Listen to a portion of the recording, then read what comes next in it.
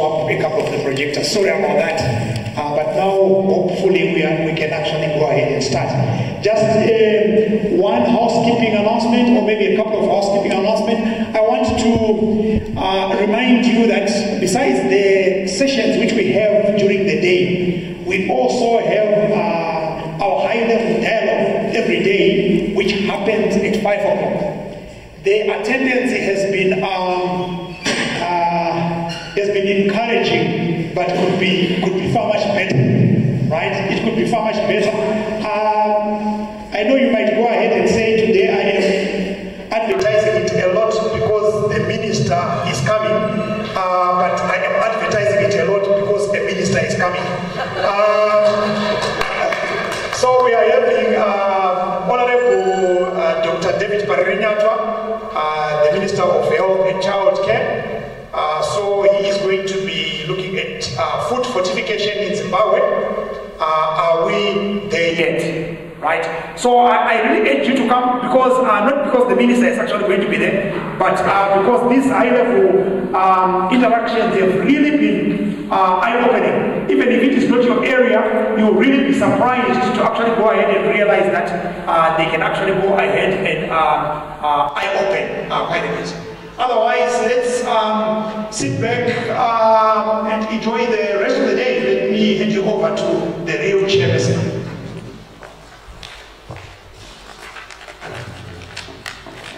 Good morning, ladies and gentlemen.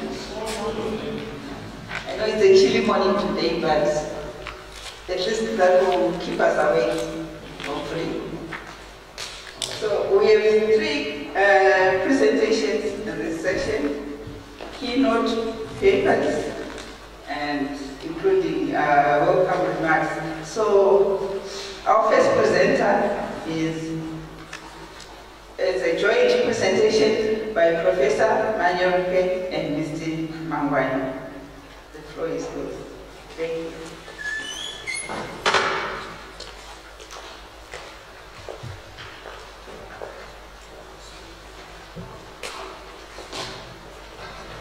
The title is The Political Dynamics of Food Security and Land Reform in Zimbabwe, 2000 and Beyond.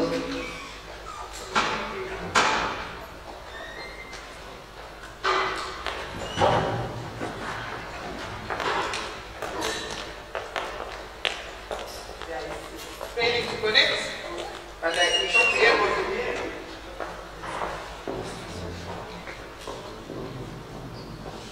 Good morning, colleagues, all protocol observed. Our title of the paper and heading is Political Dynamics of Food Security and Land Reform in Zimbabwe 2000 and Beyond. I just want to do a brief, to give you a brief introduction, because it's a joint presentation. When we talk of politics, you know, I know that sometimes there is a mix-up on what politics is. You know, some people don't know what politics is, some do, some pretend to know, some really know. You know, it's like when you hear about someone is a political scientist, someone is a political analyst, you know, there's always that mix-up. But anyway, I'll just shed light, a little bit of light. A little bit of light about politics is that it is about who gets what, when, and how. That's one of the definitions, who gets what, when, and how. And when we're talking about getting, it means that there are resources that are included. So you can also say that politics is about the authoritative distribution of resources, authoritative allocation and distribution of resources. Politics is also about power, influence, and authority. Power, influence, and authority. It means when the question of food security and land reform, someone has the power. Someone is trying to influence something, and someone has the authority. And you know, with authority, someone can pretend to have authority when they don't have, through corruption. And when it comes to influence, many people who like the process can influence that whole system. But power is the real issue most of the time. People want to have control in terms of what happens in food security in relation to net reform. So you can imagine, just by saying food security, we are already saying there are power, influence, and authority dynamics involved. It will involve who gets what, when, and how. Now, with this study, we looked at various districts, which are Mashonaland East, MANYERUKE, Mashingo, MPEPEREKI South, and Mash Central. And we used mixed research methodologies where we are using surveys and also key informants. I want to leave it here and allow my colleague Futu Mangwanya to go into the findings of our study. Thank you.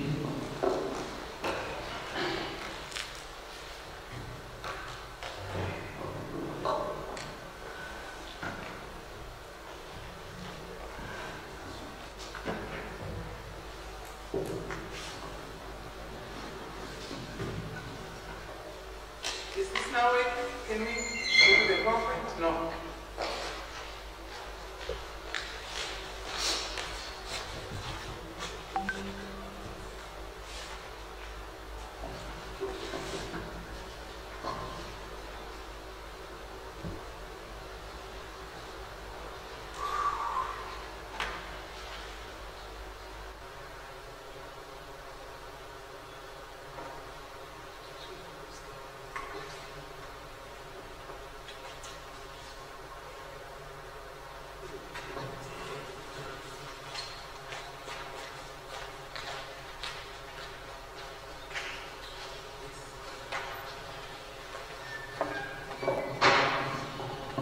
All protocols observed. My name is Futu Mangwanya. I'll be continuing from findings on the fast track lane reform program and the we're going to look at the fall in food crop production and understanding the nexus. One might want to ask a question. So what should be the reason for the fall in the food crop production after the fast track lane reform program? There are various reasons which are offered, and these include the recurring droughts that occurred since 2000, the sovereign and political and economic sanctions, shift from crop production to cash crops, politics or pricing models, and then the policies on farm sizes, market ownership and funding. The politics of price models, let's look at this one. Inputs versus produce pricing. The GMB never gave us money. This is what we got from the ground. It's a quotation from one of the farmers. The GMB never gave us money after delivering maize until even into the next season. Tomatoes and tobacco are better because the buyer comes to me or I go to see them, get my money instantly. This was a farmer from Macheke. You will find this became a problem because at times when people actually grew maize, they could go into the next season really without getting anything. And when they got that money, it was given in bitter drips and it had no value. So this is the other reason why actually people moved to do cash crops. This more failure by GMB since 2000 to pay the grain deliveries, there was corruption here. Because you find when people actually go with their maize, they will be told, we the IMOSA content, or being a reason for corruption or calibration of the machines. Because the machines will be calibrated higher, so even if you actually measure the moisture content at your farm, you will come to GNB, they will tell you that the high moisture content because they want to push you to sell to some of these private buyers because it took a syndicate. Again, there was also a problem whereby voluntary middlemen were actually involved because at GNB, millers were supposed to buy a ton, $200 a ton, which is cheaper, and they would buy from GNB, go around the corner, come back and sell to GNB, and those ones were paid instantly. It also caused some problems in this kind of farmers. Farmers, they ended up going to middlemen because they wanted money instantly to pay fees and to settle some of their debts. And if you actually look at the whole scenario, this was a major reason why people had to actually go for cash crops, especially tobacco.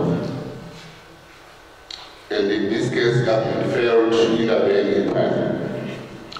If you look at my graph, you will see these are the findings that we got from the ground, the reason why people were saying they opted for cash crop.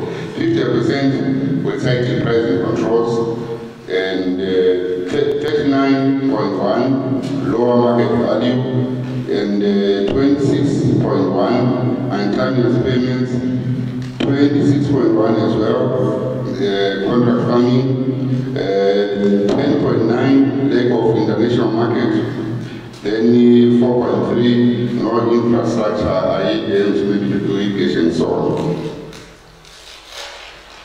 Shift by black farmers to cash crops. The black farmers were usually the main producers of food crop, and they have got that history. Even if you trace it back, they were the best producers, but maybe they were inhibited by the laws which were passed by the settlers. There was migration from food crop production, cash crop production by traditional food crop producers because of the reasons cited. Prior to 2000, white commercial farmers dominated the tobacco production. There were about 90% of them were doing tobacco, and only 10% of the farmers were actually in this industry. First, like, saw the number of growers.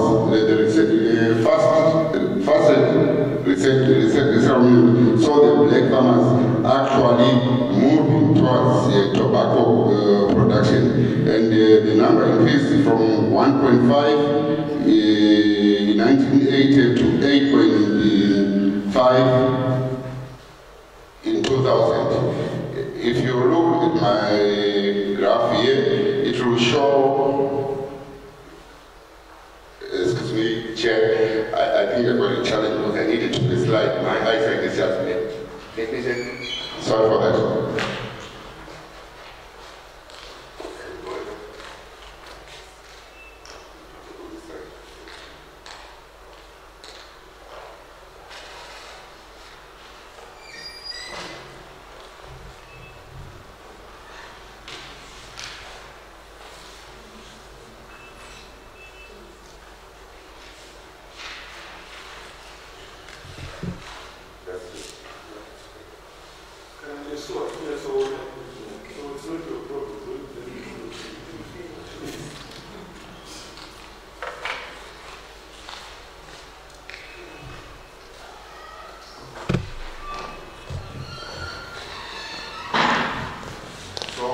If you look at my figures here, you will find there was an increase from 8,000 in 2000 to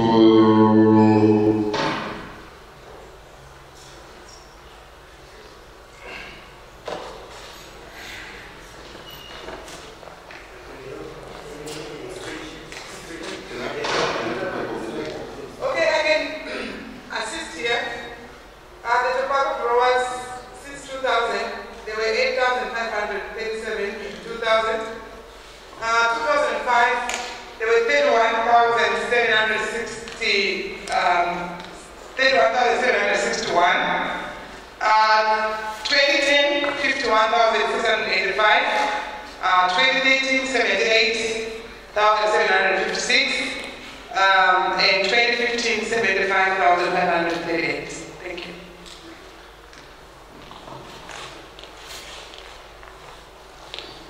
Thank you, Prof. Chair, for the increase in the number of registered tobaccos, in the number of registered tobacco growers, initially accompanied by foreign production and by fluctuation of the price production from 2003. I think we are repeating the same slide which we have covered. If you look at my graph again, tobacco production from 2000 to 2015, this is according to TMB, it was slow to fall in the middle of the fast land reform program because of the, what I can politely say, takeover of farms by the black people who were taking their land back. And again, due to lack of experience, tobacco is a crop which requires technical knowledge. Due to lack of that technical knowledge, again, it also resulted in the fall of production, which later rose from 2018 onwards. You see the graph is going up. In contrast, food production dominated by maize is shown by deliveries to the GMB from over the million metric tons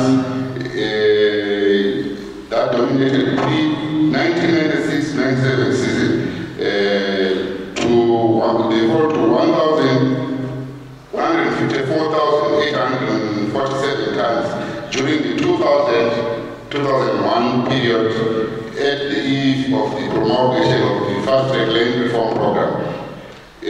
But with farm occupations already underway, maize deliveries went to a total of 46,418 in 2003 season, and while it restaged from 2003-2004, then 2007-2008, fluctuation rose to 200,000 metric tons, which was below the average of median metric tons as the production shown in my graph here.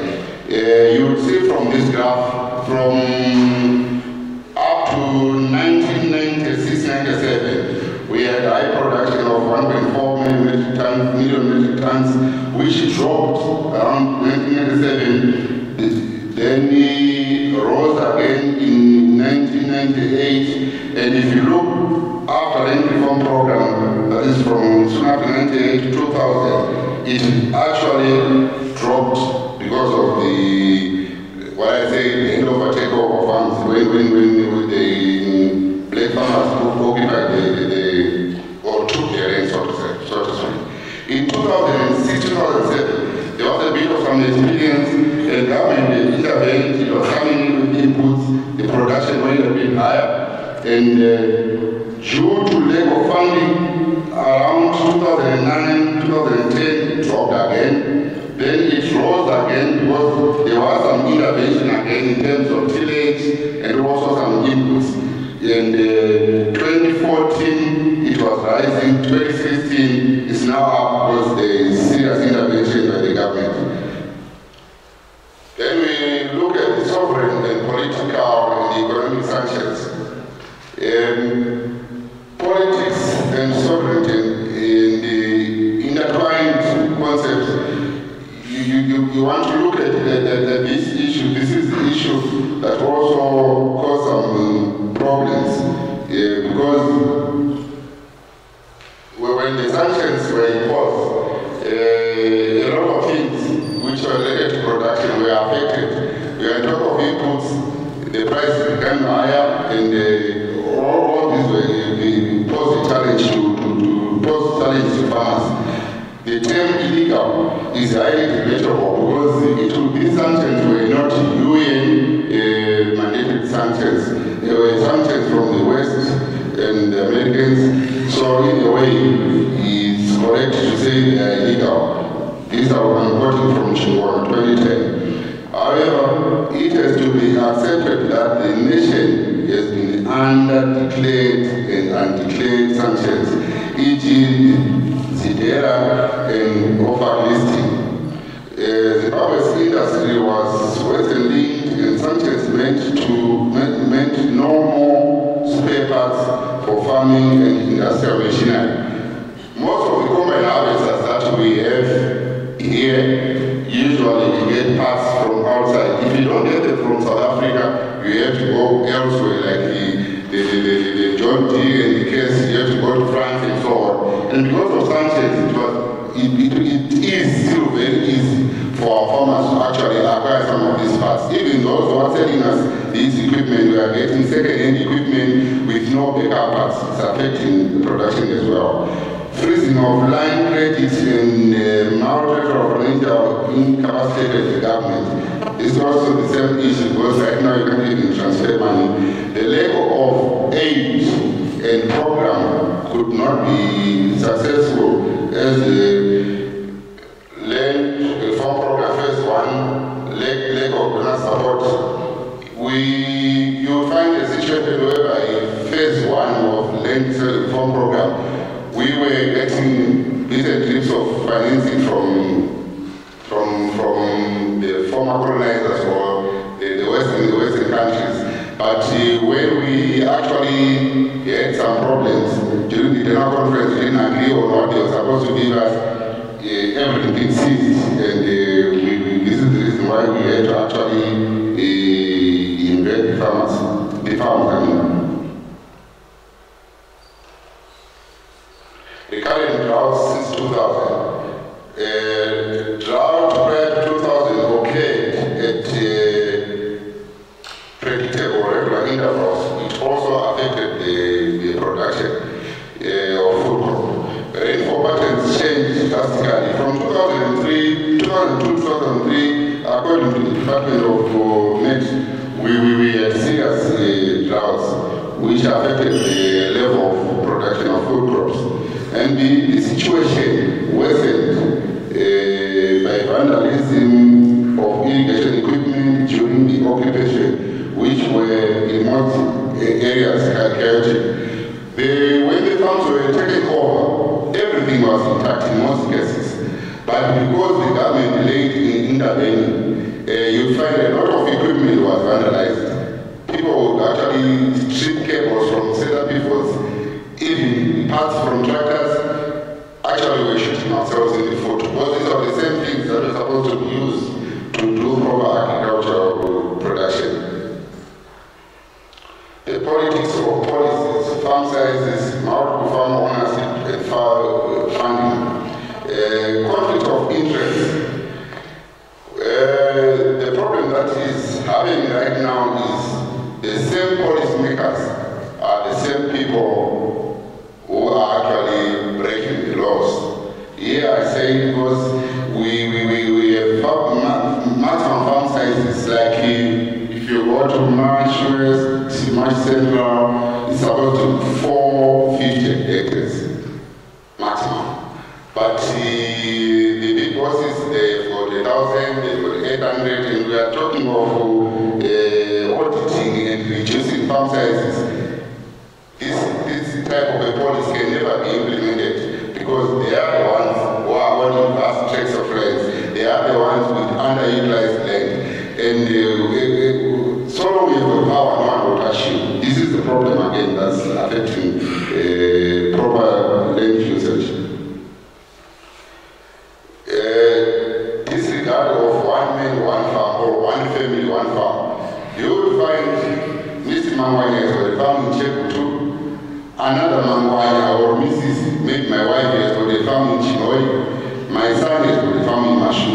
It defies logic because if you say one family, one farm, find everyone natural feed, but this is not what is there. And on the audit which is underway or we have been done already, I hope this is going to be corrected because it will actually increase the food production because everyone will have access to land if the land is shared equitably. And the other point is on land conflicts.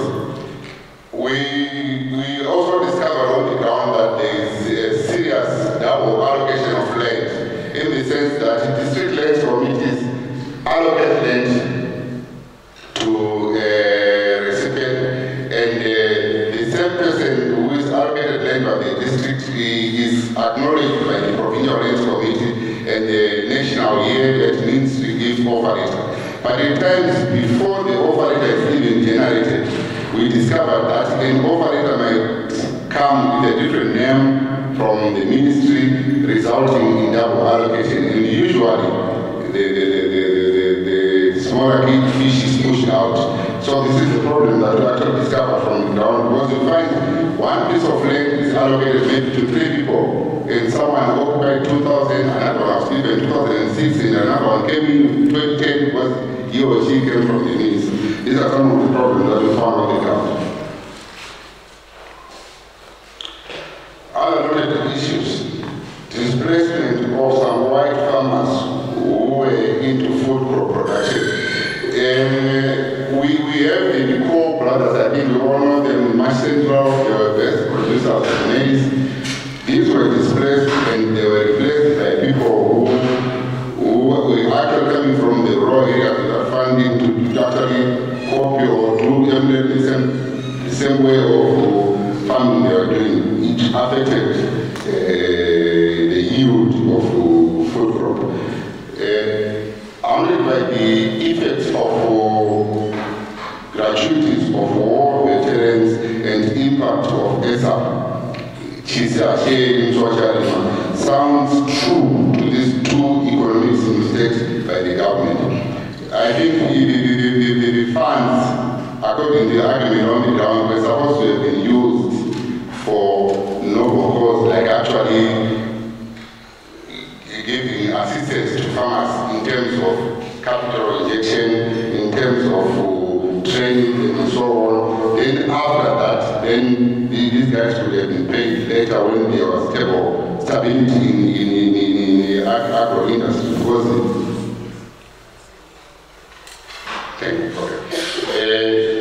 Then the issue of vandalism and then the issue of dependency syndrome. They were used to be getting aid out and what have you. So farming didn't want to take it seriously because they were used to getting things for free. In conclusion, the research attempted to analyze the relationship between food security and land reform program.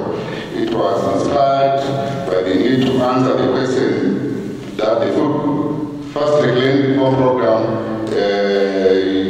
destroyed thriving farming industry by driving out the white commercial farmers who are alleged to have been very experienced in farming and replacing them with incompetent Africans.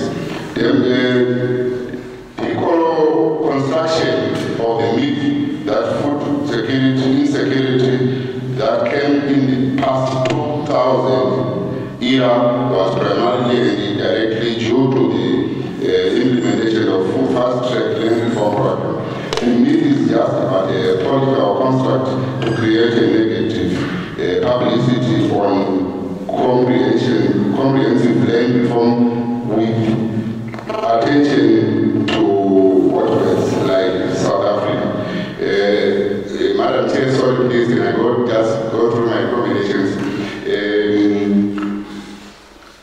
Not that the fast-track land reform program was a success.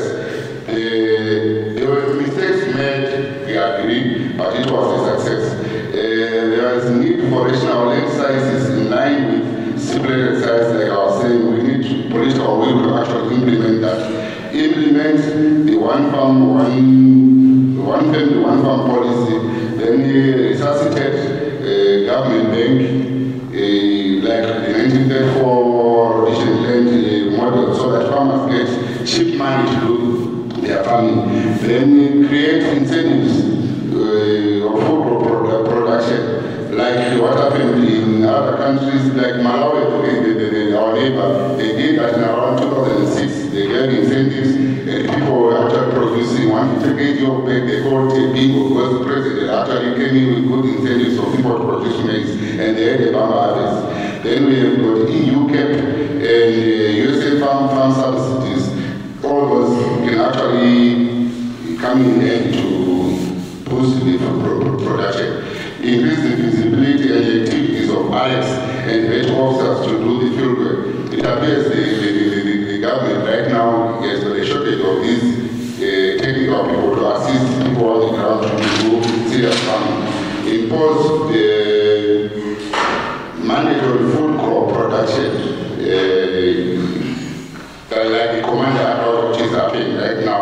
These are some of the recommendations which we got from the ground. Thank you, Chair.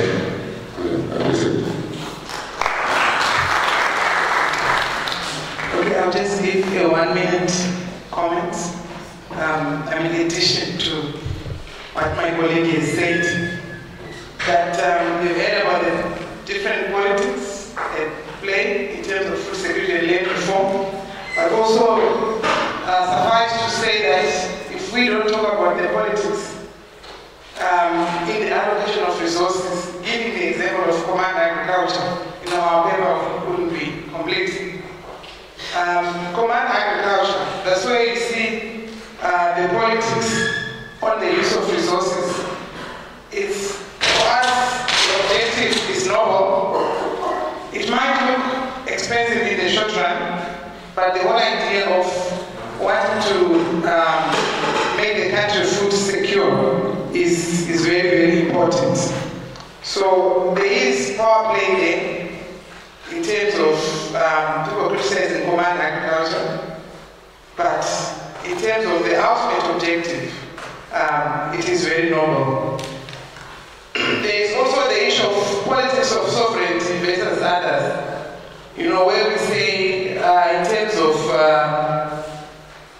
a state is sovereign, it should be able to allocate its resources the way it wants, and that's what happens in the land reform program. And that is what should happen in terms of determining food policies against what others want. International community, for example. Other countries, when they are looking at Zimbabwe, those are others. But the power, where does the power lie? The power lie in the sovereign. The power lie in the owners of the land, which is what the majority of the people went for, land reform. The other piece of politics there is on the farmers. Who is the farmer? There's a lot of politics there on who is the farmer. The farmer now is the black owner, but this black owner as well, there's a lot of politics in terms of if we want to become food secure, who is the most successful farmer? You see that the farmer who's on the land, who's tilling the land, who's doing the actual work, is promoting food security as compared to the cell-phone farmer. So there's need for change of mindset on conceptualization of the farmer. There is also a lot of politics on policies, legislation. Yes, we're there about the farm services, but sanctioning those policies, implementing those policies, enforcement. If we are not enforcing, then we're talking of taking each other to the courts, for example. That needs to be followed through so that we deal with the issues of power, influence, and control around policies and the legislative framework. Thank you.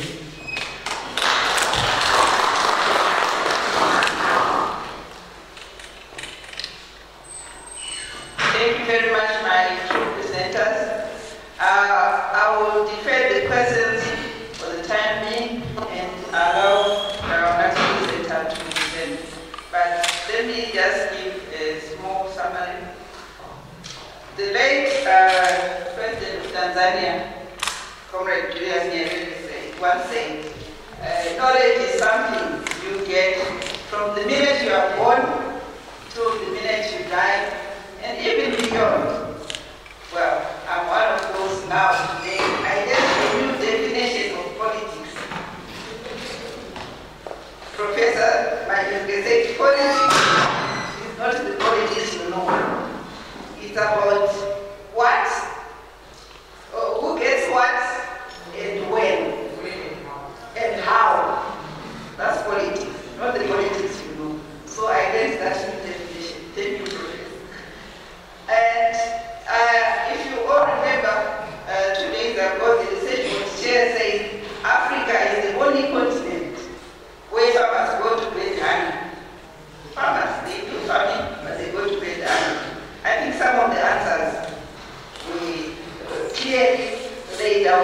stay there. It's all about the sanctions. It's all about the corruption. It's all about vandalism. It's all about poor access or no access to our machinery. All these, and then there's this monster climate change, which is also compounding to our food production. So thank you very much, my two presenters.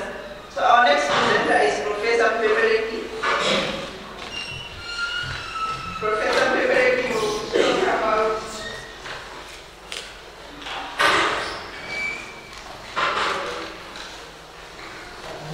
research or die, anchoring sustainable food security. He's my professor, so if you see me failing to stop you, excuse me. I'm sure I'll fix it.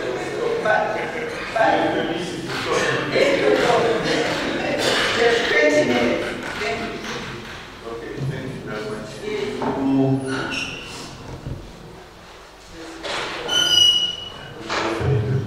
Since I use my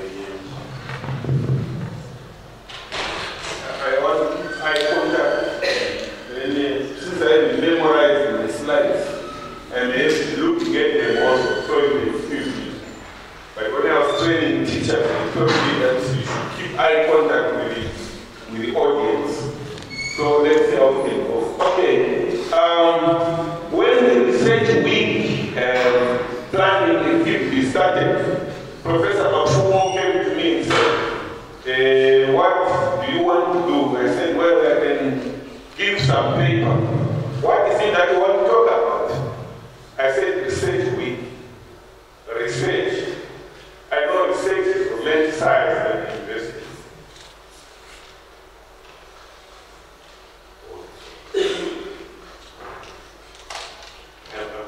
Technologies.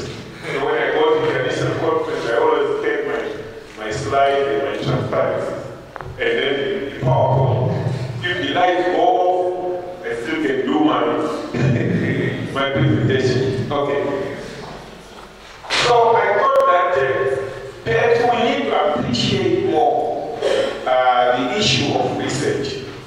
In the university, I teach a course called Applied Research Methods. If you meet most academics that are proud to be doing research, and I say to my students, what is research?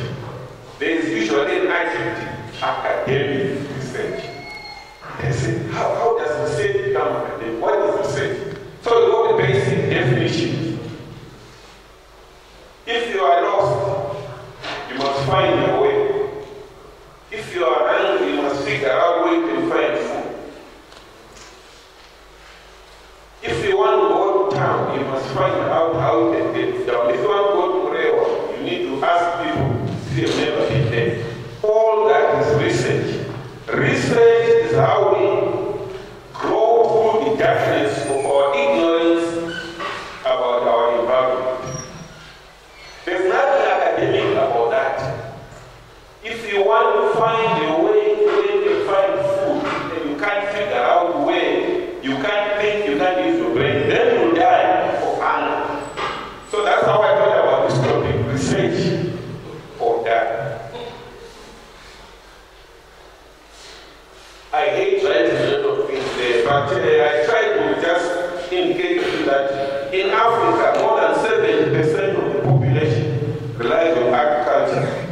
In fact, agriculture also provides more than 60% of all the resources that are used in industry. That means we basically are sitting on agriculture. No agriculture, no economy, ultimately, no life. We die. But how do we get our agriculture going? We must figure out how to make our agriculture productive. The word that they use in English is research. Find out the best way of doing things. There's nothing academic about that. So I want to exercise because of academic research this morning in this room. There's nothing called academic research. It's all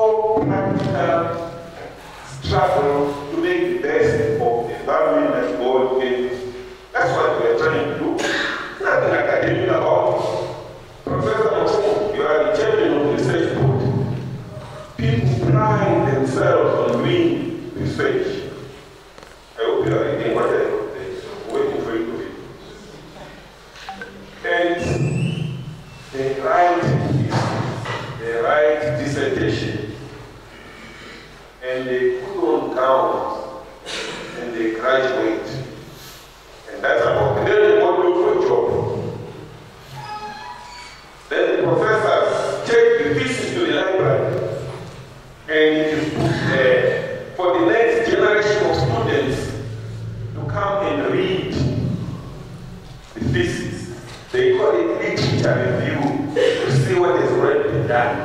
And they take that all down, they write it down. The literature review is very important. And when they have done with that, they also start their own research.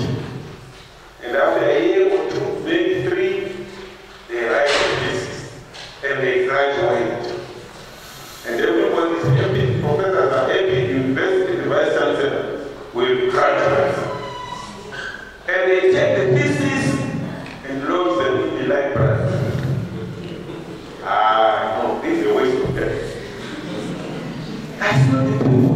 The people of the faith is to solve the problems of life, to find how we can make our community, to see how we can make generate goods and services that we can sell and make money, that we can utilize and improve the quality of our own life. That's what the faith is about. It's not about writing papers and theses and finding them in the library and bringing in more young men and women who have put their A-levels and must also then find more levels including English.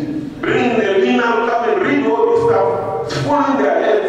They don't need anything, they must every code give references. Let me tell you this story. Maybe you should put another slide there. I don't know what this slide shows.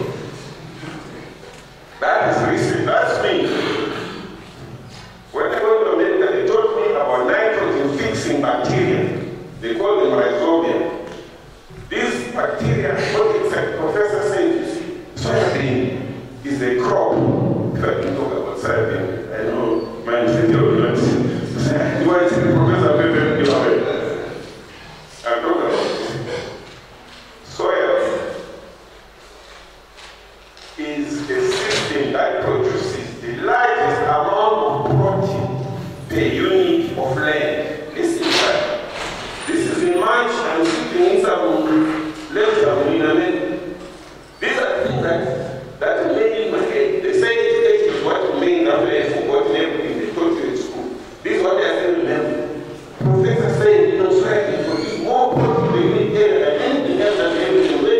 Deep fish pond, you can get everything going, keep animals, you can grow anything up you want.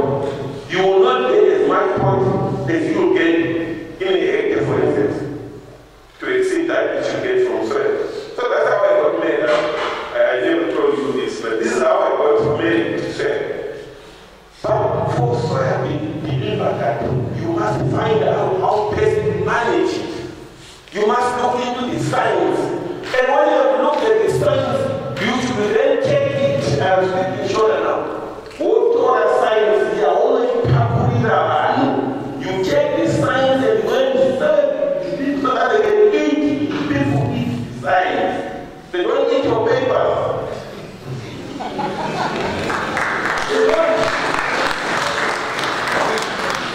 So we, PROF, they gave me the meeting. They said, we're going to domain, this extension officer. We don't need a professor anymore. I remember when I started, Professor, I'm looking for you all the time. You can't find you in office. Where all you people must be in office. Then I answered, Professor Nyakwa, if you always find me in my office, then you must know you're not professor. He said, what do you mean? He said, I have knowledge that I found from research. I'm going to profess. I'm going to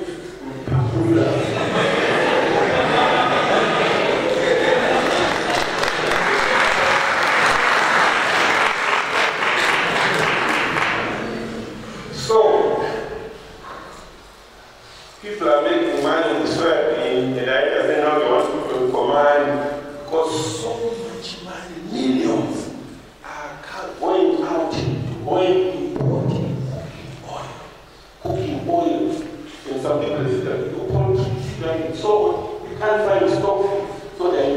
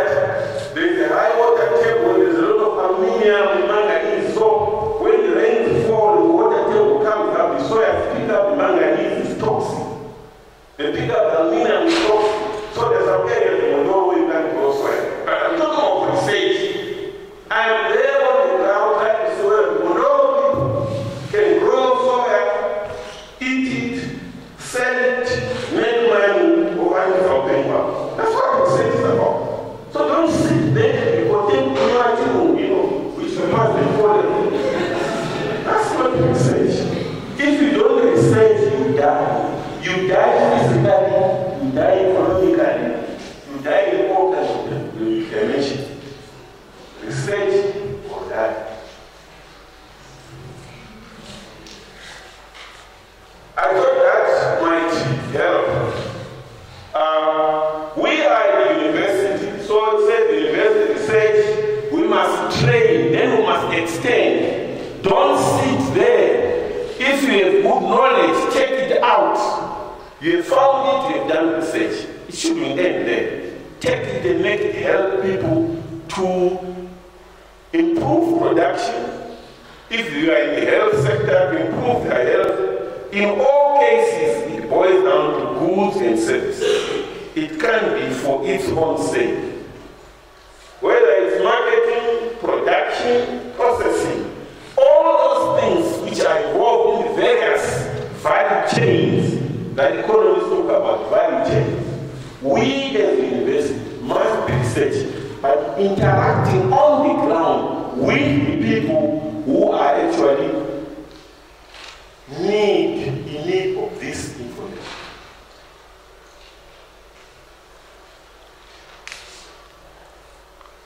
I read a book, I'll tell you something very interesting. I read a book when I was in Form 4, I didn't read way of it. They teach in English. I don't know what some of you teach in English. So it's like John Stein. And I only discovered it 2 years ago. Why the book was all about 2 years ago. Imagine when I was in Form 4, I was just about 18 years. And I finished my Form 4.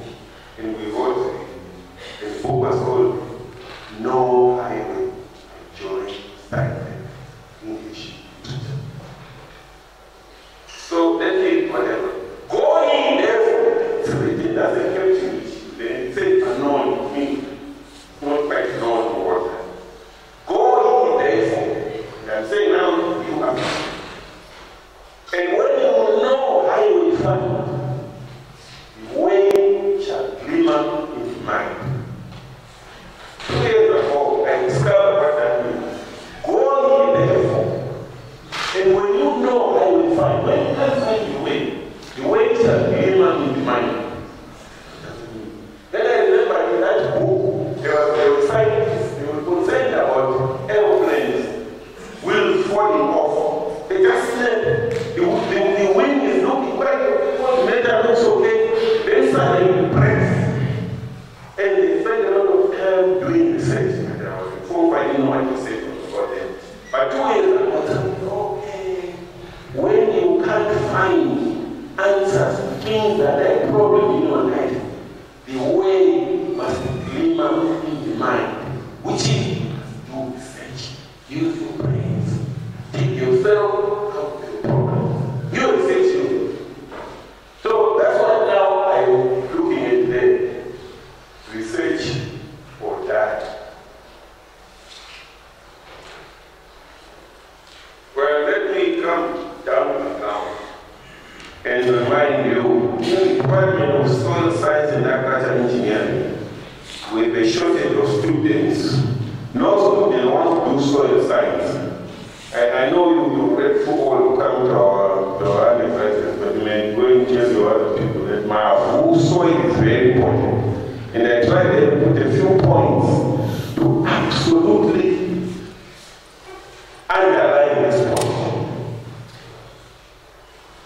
Soil is the single most valuable resource that the good Lord, only Musikawai, gave to us.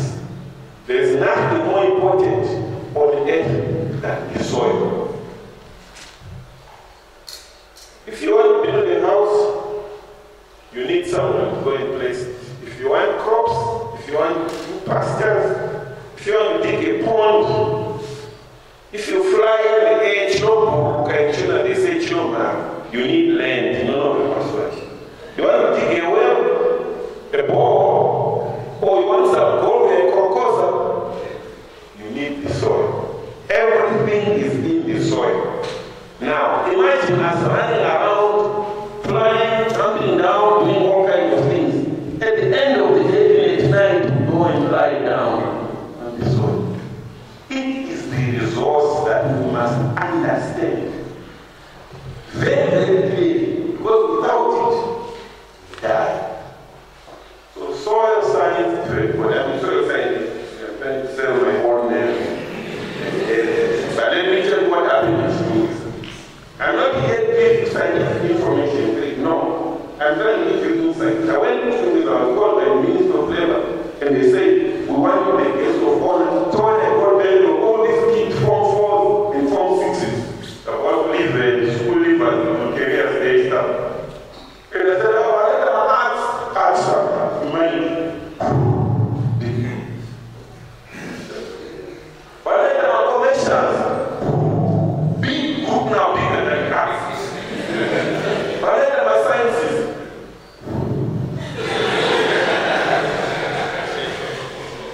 Then I said, I need to is a professor from the Faculty of Agriculture.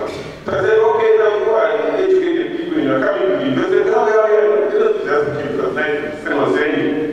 Then I said, who of you think that whatever it is that you are doing is anything to do with agriculture? Let me go back. I want to ask students. A lot of them, they say, no, we are not to do agriculture. What we are learning is not to do agriculture. When you come to the university, you don't get anywhere near your faculty. I asked their teachers confirmed, the teacher said that humanities is not to do agriculture. Then I asked who? I asked the connection, business, accounts. So that's what they do. They say, oh, no, we are sorry. We are not there. I asked the teacher, the answer he said, it's registered. Then I said, well, no, I still have my constituents. So I went and said, science student, what science do you do? Biology, chemistry, physics, mathematics. That's what it's good. I said, yeah, now I'm at home. I said, now guys, this subject you are doing, they have anything to do with agriculture. No! And I stood there and you wonder, wait, man. The entire, and I asked the teacher also confirmed the same. Then I remember one time when I was with my son in Tama College, he was in Form 4 and he was in Form 6 boys. And he introduced my father at the university. Then they asked me, well, what faculty? I said, I'm sorry, son. We are coming to the university, but I'm warning because it's Then I said, what subjects are you doing? This one is, I'm doing chemistry, biology, physics. This one is doing maths, chemistry, and biology. So this subject, this is real. Our subjects have no relationship to agriculture. That's why they don't do all ways. That's why just wait in the next the final exam and come to university. Now I must come there. I know that my time is out now. I must come there and remind you that we must carry out agriculture research in order for us to make the best of the resources that we have. And if the school system, the STEM that is being talked about, science, technology, the mathematics and so on, engineering, if the students who are coming up have no idea that what they are doing is connected to the survival of the species that God put on this earth, please, God save us. God save us. Because what are we going to do? We are going to die. That's what we're going to do. Now, I don't want to go into that. That is let me just show you some other issues that I want to write.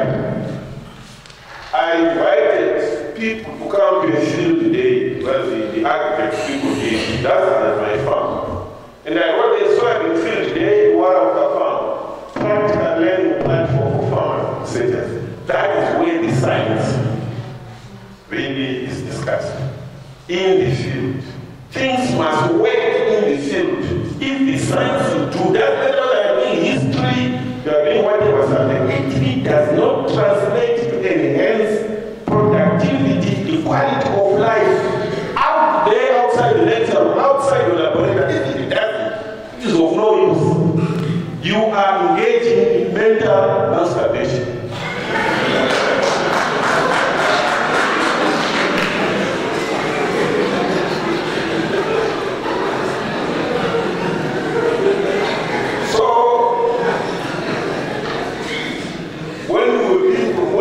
Professors and so on, writing a lot of papers on soybean, research and soil science. We thought we should take the science and papura and serve it to the people. So we called women, work with the people in the food science, the department here at the university.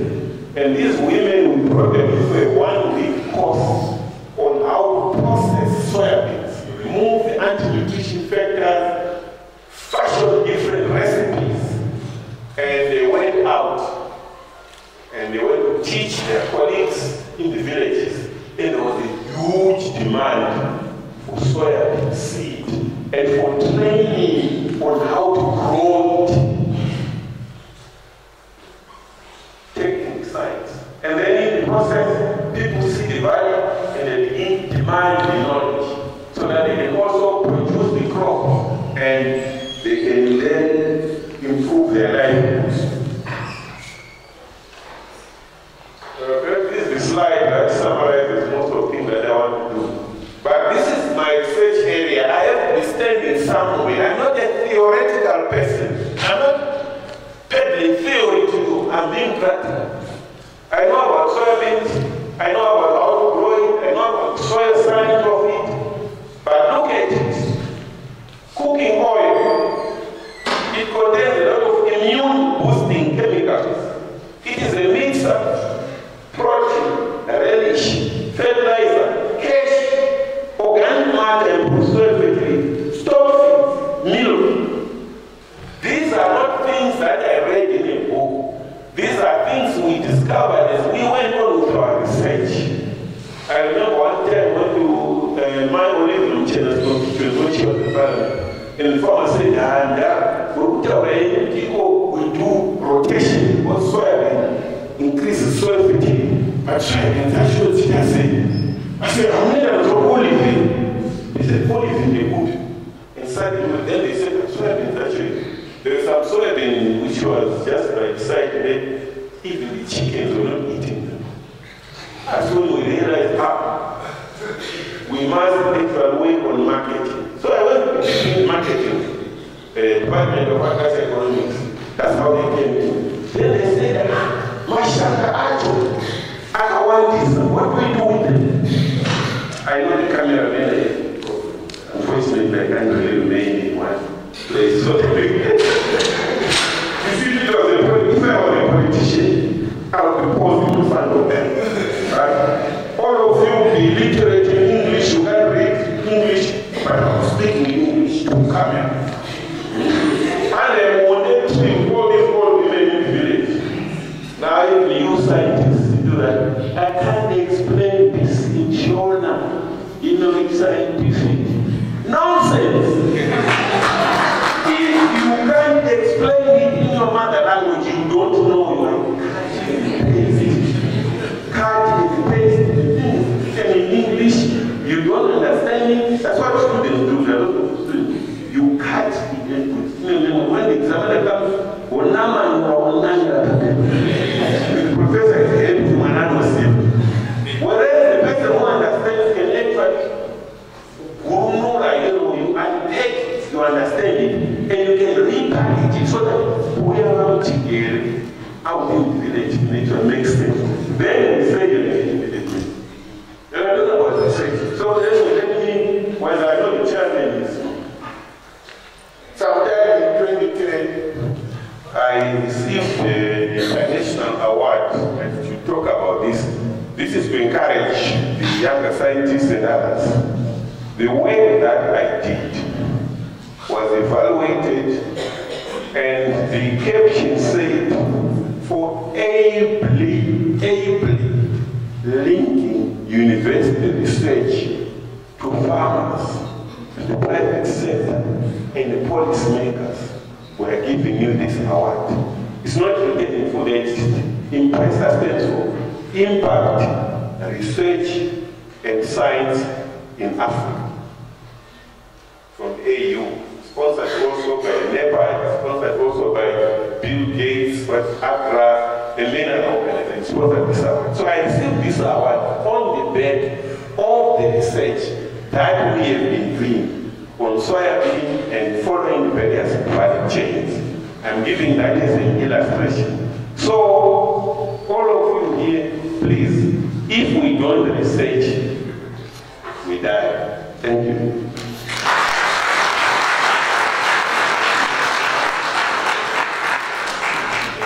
I want to, thank you very much, Professor. Yes. Thank you for not writing off the floor. No one will do it and because of just switch on the mic. No, unfortunately, I want the audience that you are my professor, so I can, I humble myself. Anyway, thank you very much for the presentation. I think we all heard it. If you do not research, you will die. Physically, economically, mentally, even spiritually. So,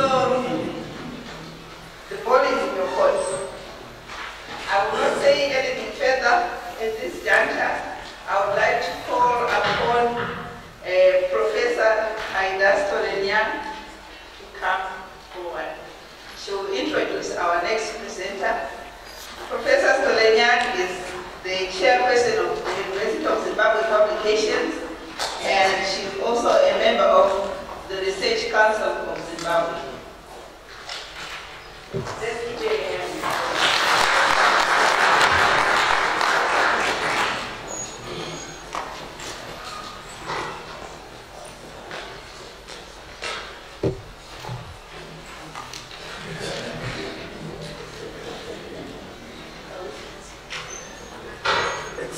Hey, you dare not run away.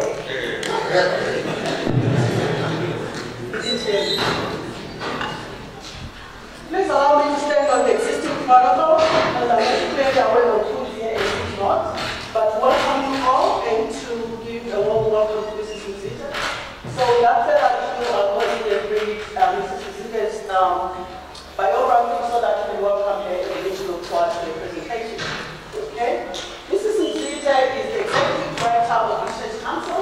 She's also the Treasurer for the Zimbabwe Academy of Sciences.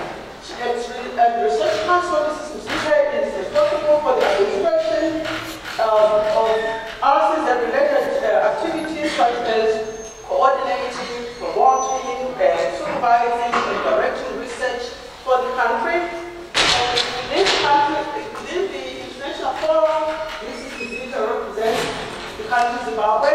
It's forums such as the International Council for Science Unions, and also represents us as Global Research Councils, the JRC, as well as at SADA, through trainings, workshops, meetings, and so on. And I'm aware that this morning your team is training SADA representatives in town, or maybe in our premises there.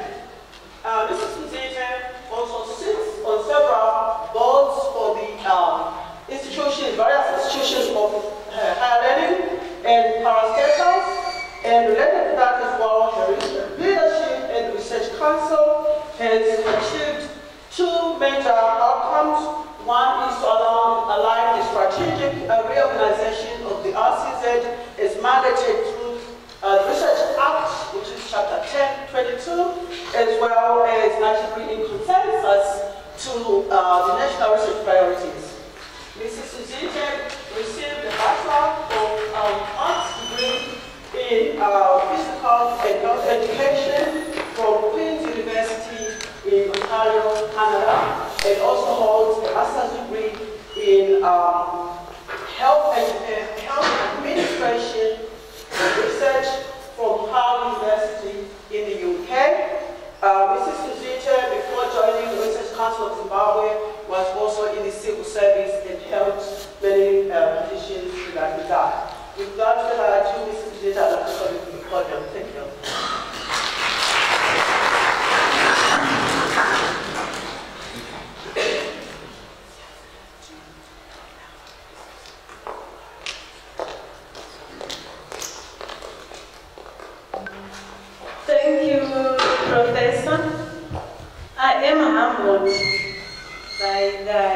introduction. Professor Solenyang is actually my board vice chairman. I cannot resist a joke. My favorite joke, some of you may have heard it, of the 3 P's. The 3 P's are professor, politician, and preacher. They have one thing in common. They talk very passionately, for long, on a subject close to their heart, whether they are listening or not.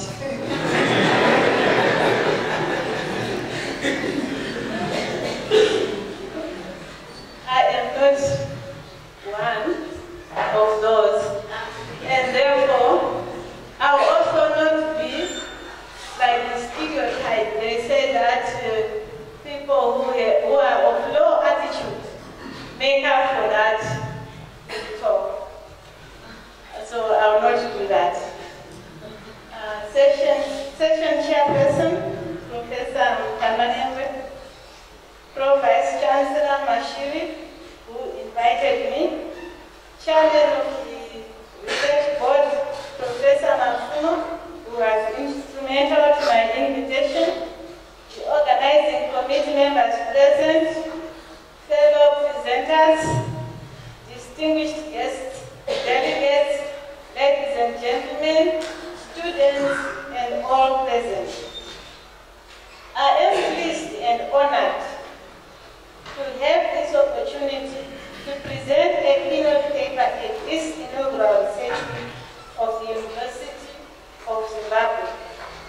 This event, the first of its kind in the history of our universities in the country, makes us proud, not only as RCZ, but also as a country, as it marks our seriousness in putting research at the center of our sustainable development efforts. The presenter before me talked about research or die. I would like therefore to first congratulate the University of Zimbabwe Vice Chancellor and his research board for developing and implementing this new concept in our national research system. This is a model that can be replicated in all our universities and even by those beyond our borders. I must say, you have sown a valuable seed that will add life to our new research system and grow to produce fruits to be harvested by many in our country. I can assure you, Professor MPEPEREKI and myself did not compare notes. My assigned topic is addressing research fundamentals towards the homegrown solutions for the Zimbabwean economy. I have altered it to suit my comfort zone. Hence, I will speak to the topic addressing research system fundamentals to support homegrown solutions for Zimbabwe's socio-economic transformation. Within the context of my self-assigned topic, I can now delve into the reason for existence of the Research Council of Zimbabwe. The Research Council of Zimbabwe is a statutory entity established by government to inter alia promote, direct, supervise, and coordinate research in the country. In brief, our programs and activities are guided by national research priorities and matrixed off with the Zimbabwe Agenda for Sustainable Socio-Economic Transformation Clusters. We are saying that research performed within that matrix or successor matrices over time will emergence of Zimbabwe's national research agenda. The national research agenda will be the bedrock for the sustainable socio-economic transformation we wish to achieve. The overarching fundamental is a functional research, science, technology, and innovation system.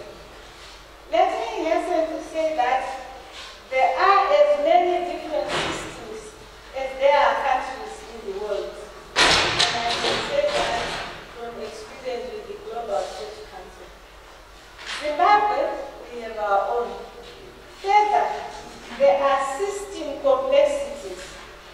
These are mainly related to the system itself and separate markets flowing in the system.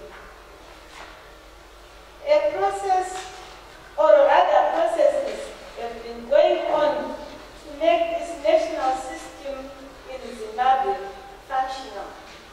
The processes have culminated in a rapid results initiative to engage all stakeholders, shareholders, interested parties, investors, and all who wish to support the coming to life of Zimbabwe's system of research, science, technology, and innovation. Passionately, as a professor, previous presenter said, research all of that. So, if the overarching fundamental is the functional system itself, then the existence of system funders of research, generators of research results, and users of research results is also a distinct fundamental in its own right. This inaugural user research week thus sets the right tone about the value of research to all key players in Zimbabwe's development, including government, industry, commerce, civil society, international missions, and other research performing institutions. The diverse research outputs that are shown by the various categories of researchers are exemplary in the same way the research week itself is exemplary. The effort to link with funders and users of research results is a commendable step in the right direction. I am fascinated to see the spread of disciplines represented in your research outputs, from culture and heritage through environmental management and natural resources utilization to social science, to social services and health for both humans and animals. These thematic areas are consistent with the national research priorities that we coordinate as the Research Council of Zimbabwe. In this new concept that we have demonstrated, the Research Council of Zimbabwe sees opportunities for new and better forms of partnership and collaboration that will open new avenues in targeted funding of research by different partners in the public and private sectors. I understand the challenge we face with research funding in the country, and I know your institution is not an exception. Our recommendation to the University of Zimbabwe, given the good work you have demonstrated, and especially this new thinking, is to consider establishing a full-time organ dedicated to the coordination, dissemination, and management of research outputs. As the Research Council of Zimbabwe, we value the strong presence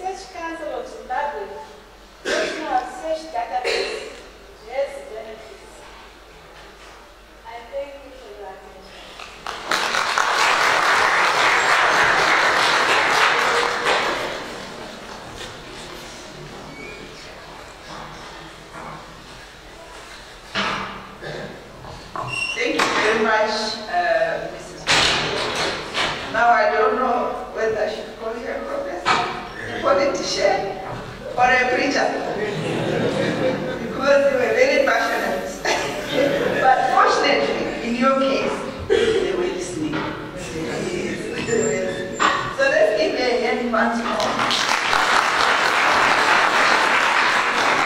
Now, at this juncture, I would like to call my presenters to sit here in front. Unfortunately, we had to lose the professor, who was a professor. He has to examine a master's student and we're waiting for him. So Professor Mafumo is going to be answering on his behalf.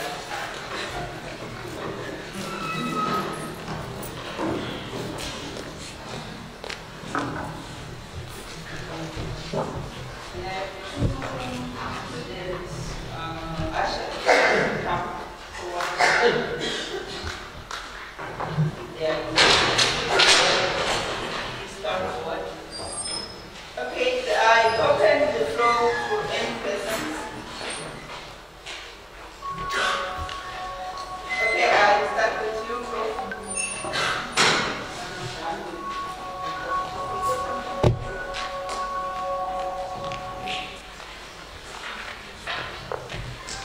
I'll take 4 questions and then... Thank you. First of all, I'd like to make a comment on Professor MPEPEREKI's presentation. I like the way he linked science with real life. I'm not a scientist, but really I enjoyed his presentation because of the way he presented his knowledge. I would like to say he referred to neighborhood shoot. I'm into literature. Let me say something about No Highway. No Highway actually it was not written by Steinbeck, but was written by Neb Shoot Norway. We had 2 parallel careers. He was a successful engineer, like the professor alluded to. Then he was also a fiction writer. And I'm pleased to say that while he was an engineer, he actually also got inspiration from literature. Like that quotation that was given by Professor MPEPEREKI, that when you get to the end of non-knowledge, then you must carry on your path. So we can actually, this shows that there's the possibility even of having a holistic approach to knowledge. Then I also want to say that Neville Shute confesses in one of his books that he had a 3rd class. It's unsolicited information. He says he had a 3rd class, but he went on to do a massive work in British aviation. And that book, No Highway, is about British aviation. Then I would like now to get to the first presentation. It's not that I agree or disagree, but there is one small matter of logic that I would like to refer to, that we can say that the land reform program in this country was a success. It was a success because it was based on noble intentions. That logic to me is not strong enough. Are we saying some bridges for exams and fails? Say, I know they passed because they had good intention, they wanted to uplift themselves. If we want to say the land reform program was successful, is it not possible to suggest another reason rather than saying it was successful because the intention was good? Thank you very much. Thank you.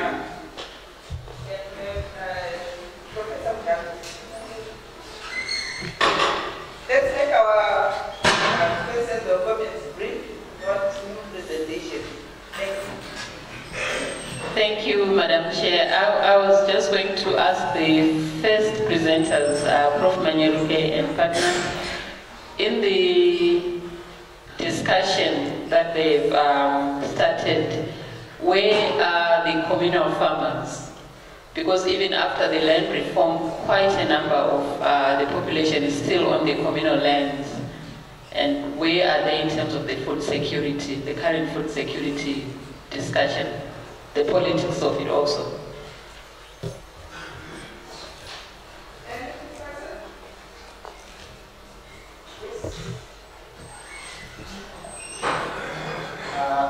Thank you. My question is to the first presenter. I I find it defying logic to say we have got infrastructure that is being underutilized. Then at the end of the day, you talk of subdividing the land again. It means the infrastructure will actually remain again underutilized. I don't really get it, especially when it goes to economies of scale of production. Can I have one last one?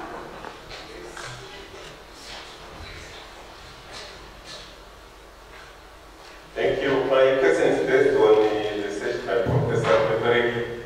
His research it goes back more than 2 decades. Where are we with research in Zimbabwe at the moment? So I give the presenters, the mics now. I'll give the presenters time to respond. Like to start. Thank you very much. I want to go into the deep waters that the Research Council of Zimbabwe is all things to all people all the time. So I'll try to comment on the comment of Professor MPEPEREKI's quotation where he gave the wrong name, and it reminds me of a book I read about the new method of lecturing or teaching, whereby your students using Google and other vehicles will actually be ahead of you. So as a lecturer or presenter, you need to be aware of that, and this has just been demonstrated today thanks to technology.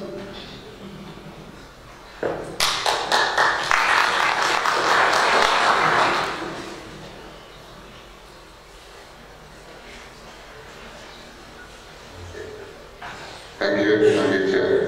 Maybe I want to talk about this one on underutilized infrastructure and subdivision of land. I don't know whether I got you right, but the issue is we have farms, mainly which are given to A2 farmers with infrastructure, like say barns. They are underutilized because of various reasons. Maybe that person is not doing tobacco because the irrigation equipment was vandalized, so the equipment is not being used. So if the infrastructure is not being used, what we are saying is if you have got 350 acres of land, the recommendation from the government, from what the people are saying is it's better for that farm 350 to divide it into A2 farms which are smaller, so that people pull resources together, look at the infrastructure, be they dryers, barns, or whatever, and they use them, provide it, actually come up with ideas. And subdivision of land is neither here nor there, because if the land is not being utilized, most of the youth now are grown up, they need land. You can't really say because someone was given 500 acres of land, there is not need of subdivision, it's not retrogressive. Otherwise, it's promoting agriculture policy. That person on 500 acres is only maybe using at most 50 acres. So there is every need for government to revisit that issue of distribution of land, so that everyone gets a piece of land, everyone produces. And infrastructure, again, you would find someone was given a farm where there were 2 center pivots. The frame is still there. No wheels, no cable, no sprayers, no motors, capacity is lacking. So like I'm saying again, it would be better to actually withdraw and give someone with capacity, or subdivide the land and people actually, the occupants work on actually fixing such center pivots so that they actually do something profitable. I don't know whether I answered you satisfactorily, but this is what I see as correct.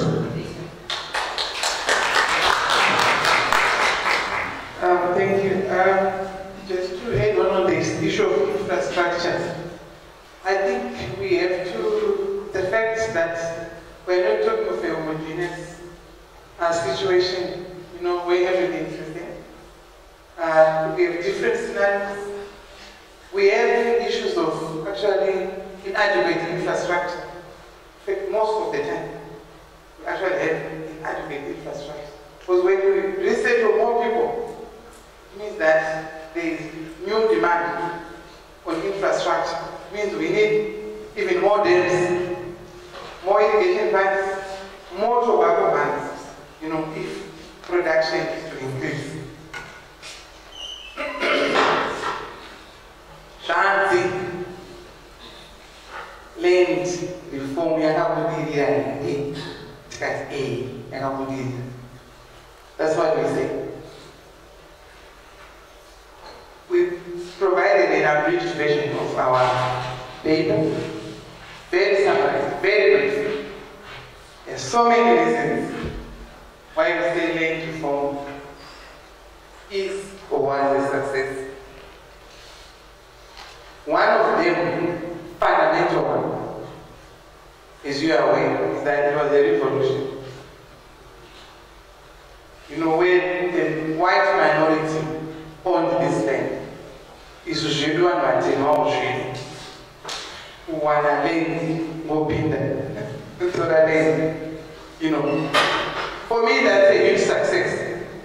Remember I talked about the power of sovereignty versus the power of others. When you refer to others,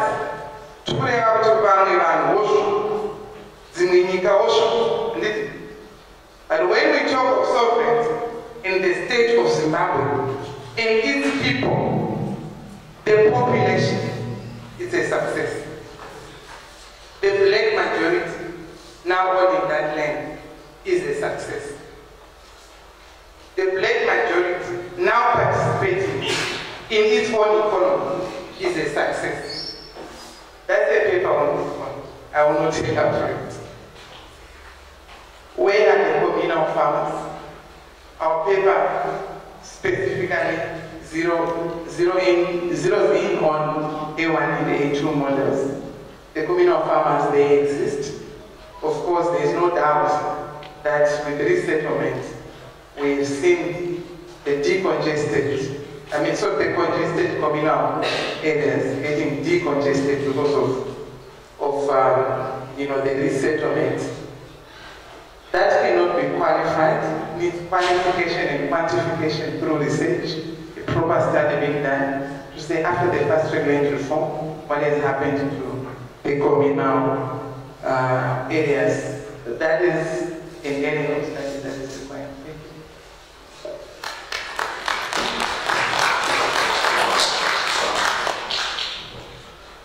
Thank you very much. I just want to congratulate and thank the presenters, all four presenters for the three papers first. And then lastly, because I didn't present, I just wanted to pick up the issue of land reform and qualify one or two things for the benefit of the students we have here, and then for the benefit of the researchers. First is that they have talked about the sovereignty, common land of land. I want to also say to the students, there's also land the dignity, where people are just dignified by owning and having their own land. There's then what we grapple with, which is the economics, which is about production. So I think we should not try to get confused over the sovereignty, the dignity, and then the economics. I will challenge now the researchers to do more on the economics, which is the production, since the dignity and the sovereignty has been solved politically. I think ours as researchers is to say, can we make that land productive? Can we make new models for making sure that because people have that dignity, that sovereignty, they can oil the economy? I think that's where most of the research should do. So that we go beyond the characterization of what happened, was done well, this, that. No, maybe we go more now into being more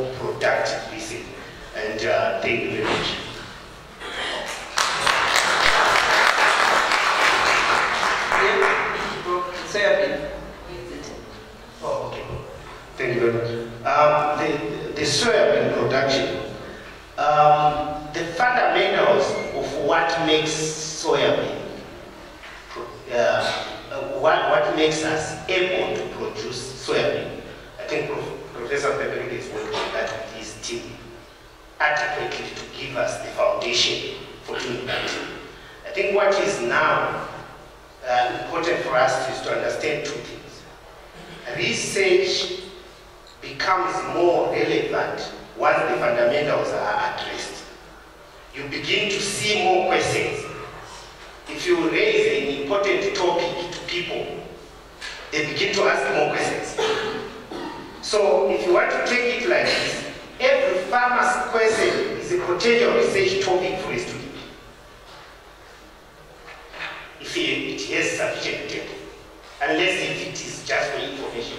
But the problem we have is students want to craft new topics that are not related to the questions that are asked every day by those who want to use the knowledge.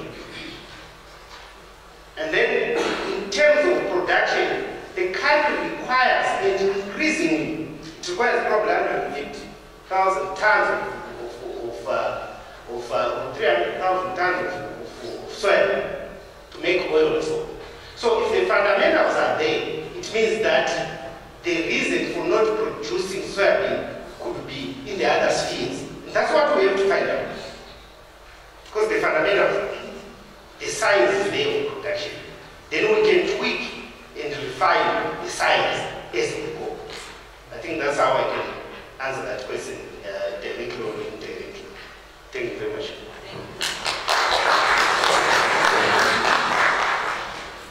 Unfortunately, in the interest of time, I have to bring this to the close.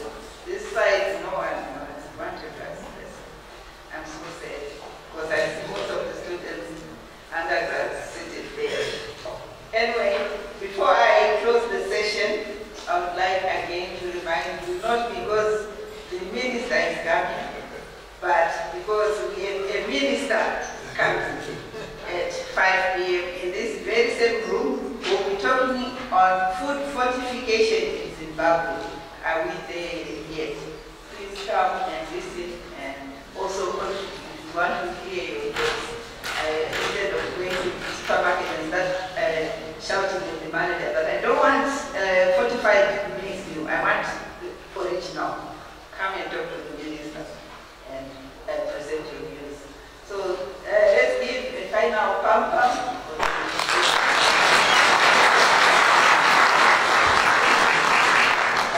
Thank you for being such a good audience. I want to acknowledge my rapporteur, not the Mrs. Maseke, I was listed here with Dr. Emily Kushu from the Institute of Family Science. Thank you, Doctor, for coming in at the last minute. Thank you. Okay, so we now break into our plenary sessions downstairs in LT